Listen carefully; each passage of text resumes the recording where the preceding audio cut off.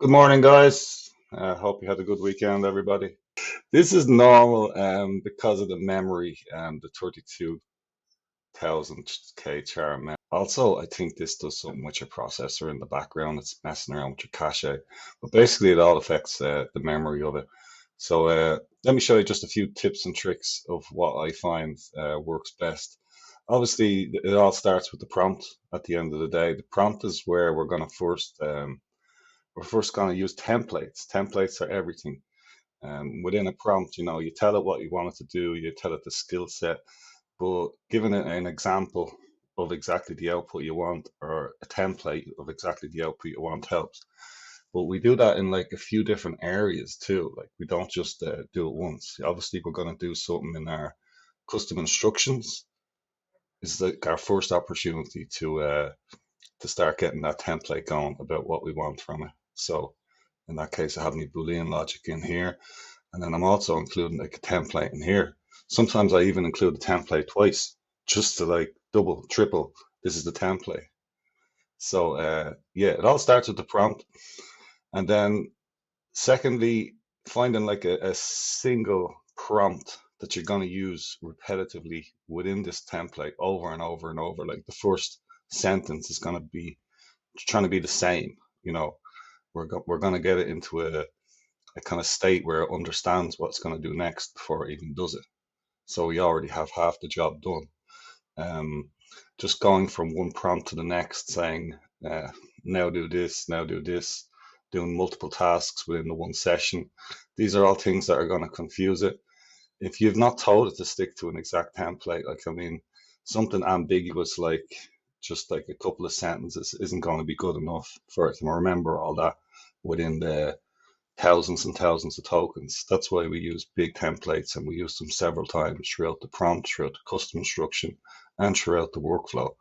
So we keep reiterating ourselves. But we make templates for the reiterations. So we're really only pasting and copying out the same thing and replacing a couple of things with it to build a workflow.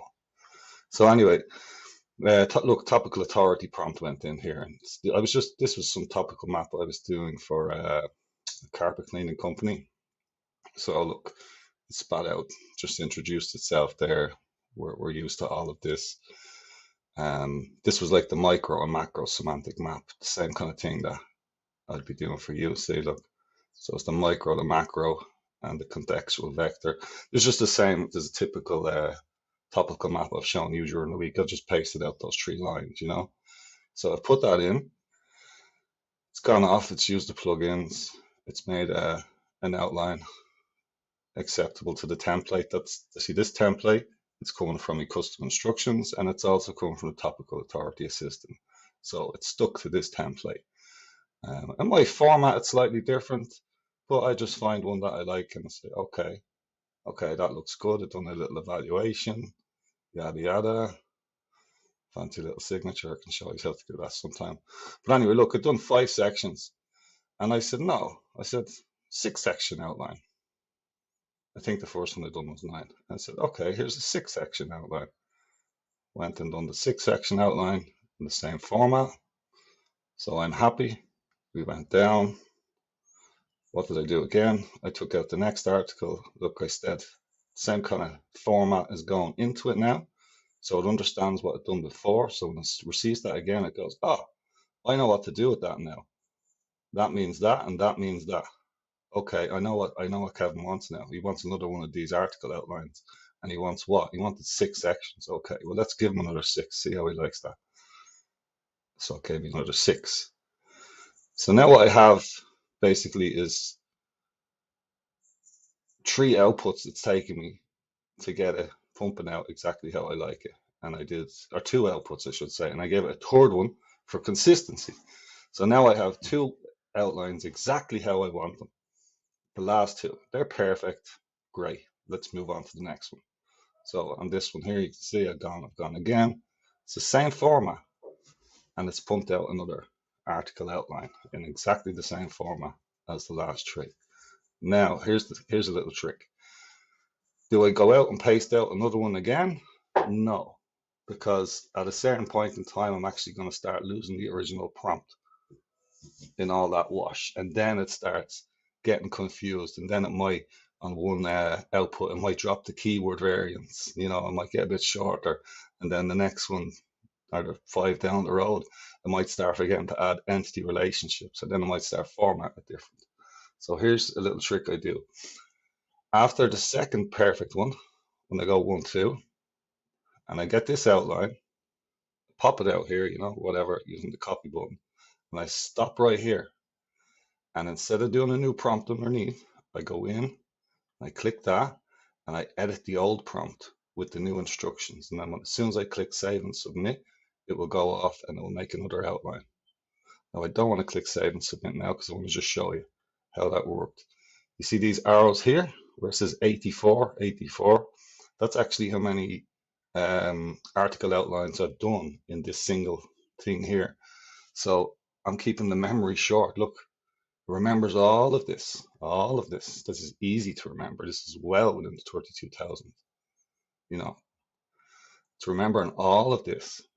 And here's like the workflow is only starting.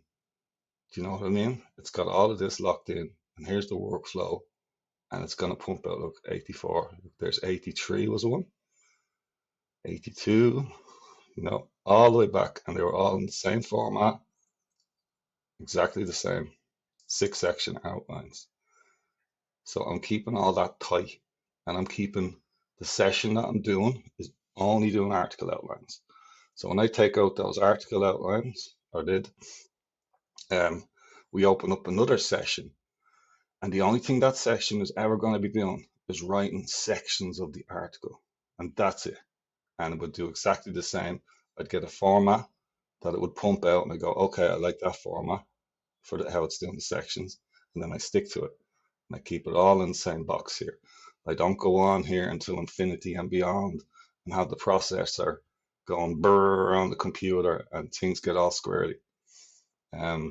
Big picture, these are all features. They're not exactly bugs. I mean, over time, these memories are being increased. Over time, the consistencies and the formatting is becoming much easier to work with. The prompts are getting better. It's understanding us better with time. But these are the little kind of hacks that I've found to overcome these obstacles in the meantime. But it's hard to tell like exactly the problems you're seeing without actually seeing the problems. But and I guess this all just kind of comes with experience. But a couple of little tricks in there for you anyway. You need to be consistent. You need the templates, and it will follow you better. Um, Happy Monday.